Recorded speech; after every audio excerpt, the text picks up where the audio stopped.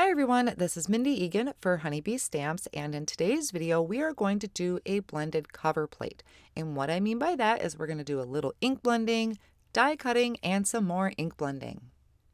I'm going to be using the Secret Garden A2 cover plate die, which is one of my favorites from Honeybee Stamps. I'm also going to be using 80-pound white cardstock to do my ink blending. So before I do any die cutting, I'm going to ink blend this panel of cardstock. I'm going to be using a rainbow of color and going all around the outer edge, fading off into the white of the cardstock in the middle. I started with a light pink in the corner, then I had moved on to Melon, which is an orange. Now I have Citrine, which is a little deceiving because when I picked it up with my blending tool, it almost looked kind of brown, but it's really a nice bright yellow.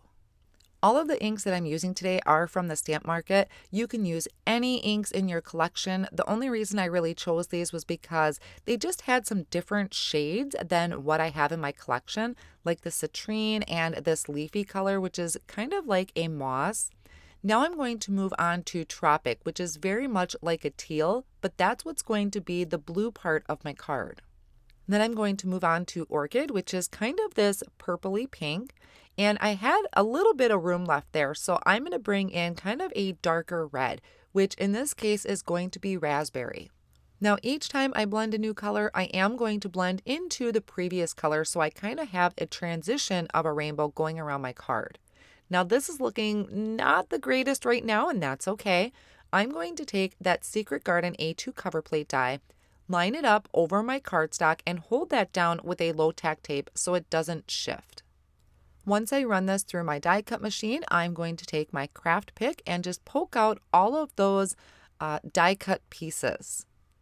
Then I'm going to take another piece of 80-pound white cardstock and I'm going to ink blend that using the same colors and trying to get within the same area as my die cut panel that I have.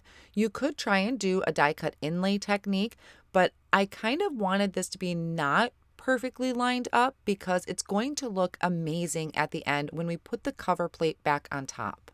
So once again, blending from the edge of the cardstock and kind of fading off into the white. I really wanted a lot more white to show.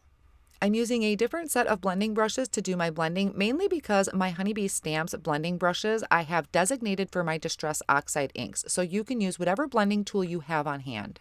After that's all blended, I'm just lining this panel up and you can see how great that layers over the top and how those colors peek through. For sentiment, I'm using the Birthday Wishes stamp set.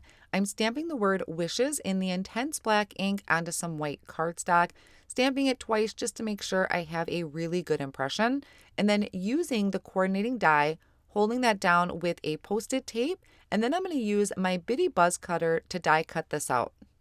I'll then take my glue tube and my die cut cover panel and I'm adding just dots of glue all over the back onto those leaves. Once I get the inside portion of that covered in glue, just light dabs, doesn't have to be a lot, then I'm going to go around the very outer edge. And I'm going to line this up over my blended panel, making sure that each of the color matches.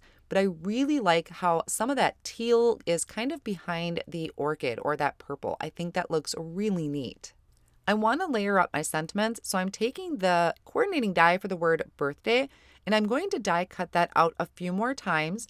It's a lot easier to layer it up this way versus cutting itty bitty strips of foam squares and then just using my liquid glue to attach those. Now this word birthday is actually from the hot foil plate. I had this kind of tucked into my stamp pocket, so I decided to use it because it was already foiled and ready to go. I did the same thing with the word wishes. I die cut it out a couple more times and layered it together. And then I'm adding the liquid glue behind the word birthday and placing that over the top of my panel. And I'm going to add that liquid glue behind the word wishes and add that right underneath.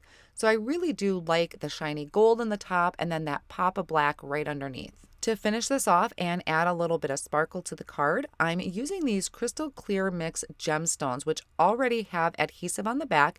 So I'm just going to use my craft pick to pick up a few of them and have them kind of around the sentiment. So it's drawing your attention into the center where my sentiment is, but they're clear, so they're not taking away from the background.